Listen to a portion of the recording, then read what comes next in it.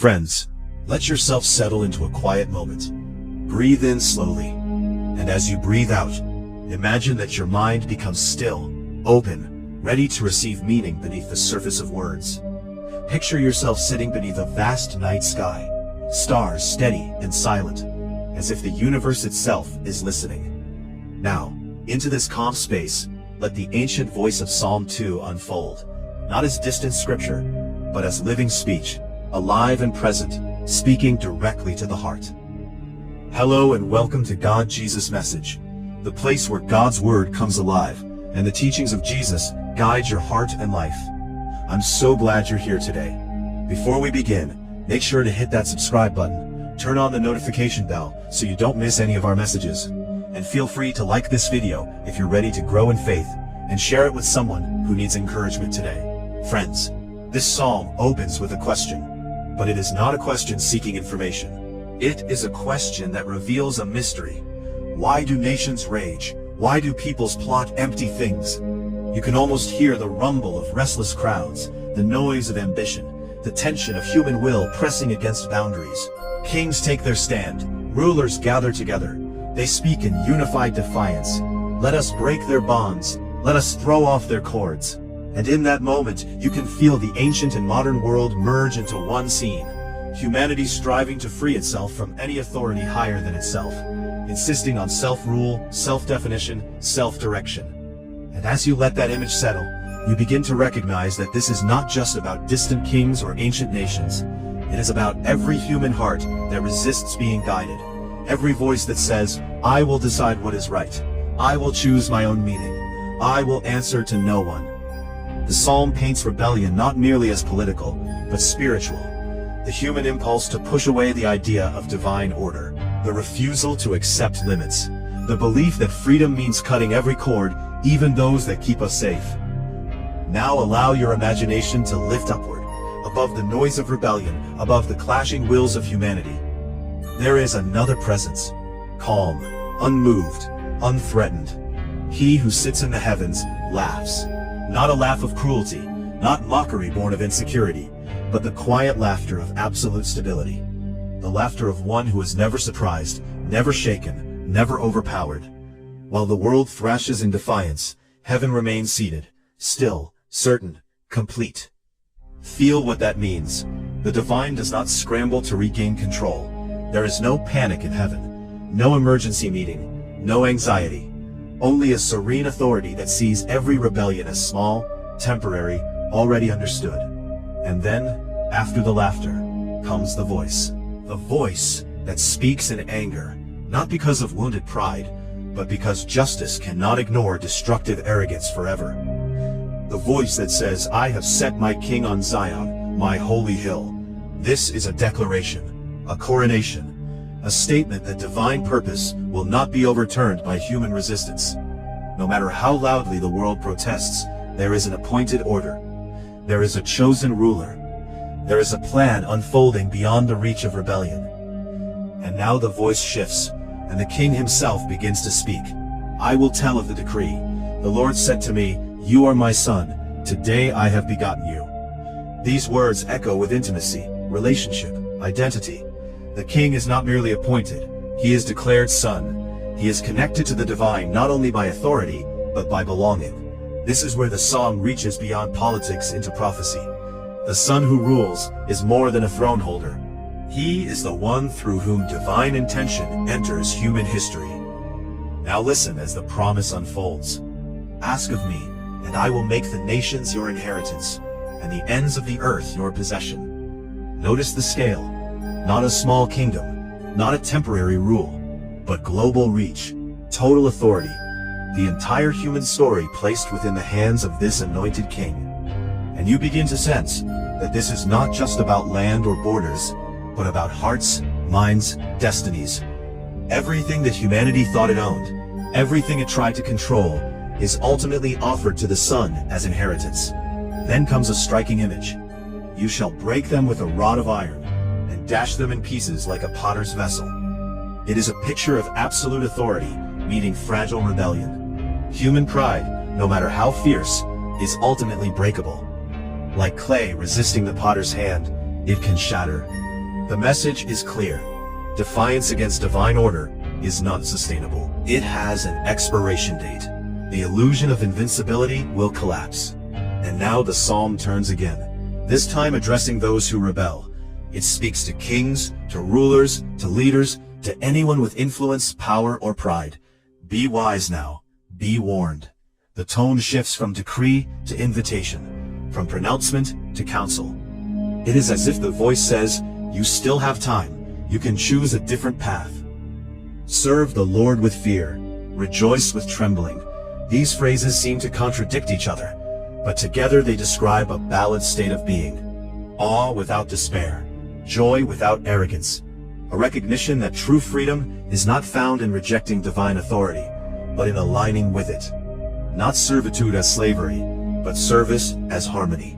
The kind of service that makes life coherent, purposeful, grounded. And then comes the closing call. Kiss the Son, lest he be angry, and you perish in the way. In the ancient world, a kiss was a sign of loyalty, allegiance, acceptance. To kiss the Son is to recognize his authority, to trust his rule, to accept his identity. And the warning follows.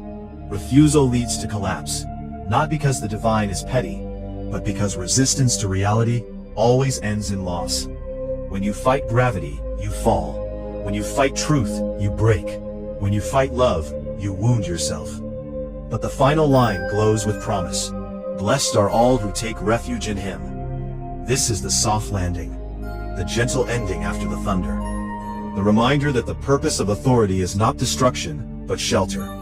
The Son is not only ruler, but refuge. Not only judge, but protector. Not only king, but safe harbor. Now let this meaning sink in deeper. The Psalm is not simply about ancient rebellion or prophetic destiny. It is a mirror. It asks every reader, every listener, every soul, where do you stand in this story? Do you rage? Do you resist? Do you seek to throw off every cord? Or do you recognize that there is a greater order, a deeper rhythm, a wiser voice inviting you to rest within it? Picture again the nations raging, the kings plotting, the crowds shouting. Then picture the heavens, calm, seated, laughing gently at the futility of chaos. And between them stands the Son, the Anointed One, offering rule that is both strong as iron and safe as shelter. Authority that can break pride, but heal surrender. Power that can end rebellion, but reward trust. This is the heartbeat of Psalm 2. It reveals the tension between human autonomy and divine sovereignty. It exposes the illusion that freedom means rejecting guidance. It shows that true blessing is not found in defiance, but in refuge. And as these ideas settle into your mind, they begin to transform from distant religious language into a living invitation. You begin to sense that every choice you make, every path you take, quietly echoes this psalm. Each decision to trust or resist, each moment of humility or pride, each time you cling to your own control or open your hands to a greater plan. The ancient words become personal, intimate, immediate. Feel the calm of heaven's laughter dissolving your fear. Feel the certainty of the decree giving you stability. Feel the protective strength of the Son offering you shelter. Feel the wisdom in the warning guiding you away from self-destruction. Feel the blessing promised to those who take refuge, not someday, not far away, but now in this moment of understanding. Now allow yourself to drift even deeper into the meaning that has already begun to unfold. Imagine that the words of the psalm are no longer outside of you. They are inside, like gentle vibrations, resonating through thought and feeling. The ancient scene dissolves, and what remains is something timeless, something that lives in every generation, in every human heart. Consider again the image of rebellion. Not merely crowds or rulers, but the subtle ways the inner self resists guidance. The moments when you say, silently or aloud, I know better. I will decide my own way. Feel how natural that impulse is, how human, how familiar, and yet see how the psalm does not condemn the impulse to choose, but reveals where it leads when it becomes absolute. It shows the exhaustion of constant self-rule, the pressure of carrying a universe on your shoulders that was never meant to be held by human hands alone. And now sense the contrast. The one who sits in the heavens does not strive, does not struggle, does not compete. There is effortless authority there, a presence so complete that rebellion cannot disturb it. This image invites your mind to imagine what it feels like to rest in something greater than your own will, to trust that not everything depends on your control, to let go, even slightly, into the quiet certainty that there is order beneath the noise. The laughter of heaven becomes important here, not laughter that dismisses human pain, but laughter that reveals perspective. The kind of laughter that comes when you realize a fear was never as big as it seemed. The laughter that arises when you wake from a troubling dream and discover you are safe. This is the laughter of awareness, recognizing that chaos has limits, that rebellion has boundaries, that fear is not final. Then the decree, I have set my king.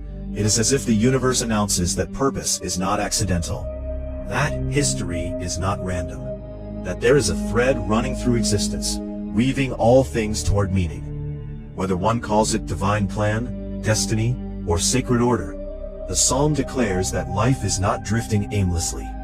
There is intention behind it all. And when the king speaks, calling himself son, you begin to feel the intimacy at the center of existence. Not a cold force, not a distant law, but relationship, a bond, a connection between heaven and earth, between spirit and flesh, between the infinite and the personal. This son represents the meeting point where divine purpose touches human experience, where authority and compassion intersect, where power and belonging become one. The promise of inheritance, the nations, the ends of the earth, can be heard not only as conquest, but as completion.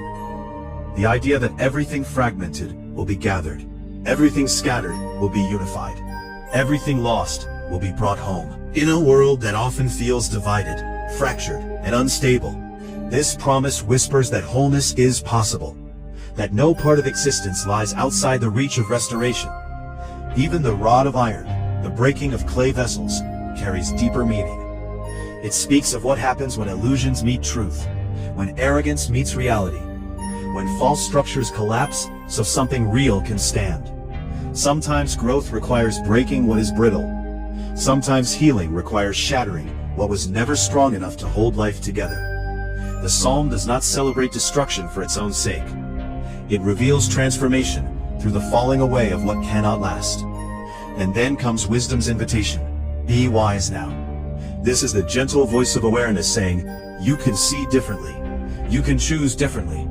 You are not trapped in rebellion. You are not condemned to resistance. The psalm opens a door.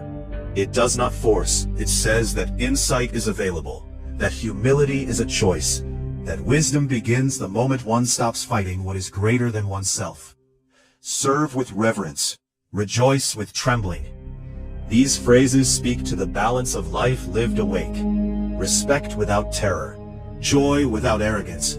Confidence without denial. They describe the human being who recognizes both the greatness of the divine and the smallness of the self, and yet feels no shame in that smallness. Only relief, only peace. Then the kiss, a simple, tender gesture, a sign of trust, a willingness to draw close rather than pull away. The kiss of allegiance is also the kiss of intimacy. To accept guidance not as domination, but as care. To recognize authority not as oppression, but as protection. To surrender not as defeat, but as return. And the warning, perish in the way, is not a threat hurled in anger. It is the compassionate truth that resisting reality harms the one who resists, like stepping off a cliff while denying gravity. The universe does not punish, it simply remains what it is. And those who refuse to align with it experience the consequences of misalignment.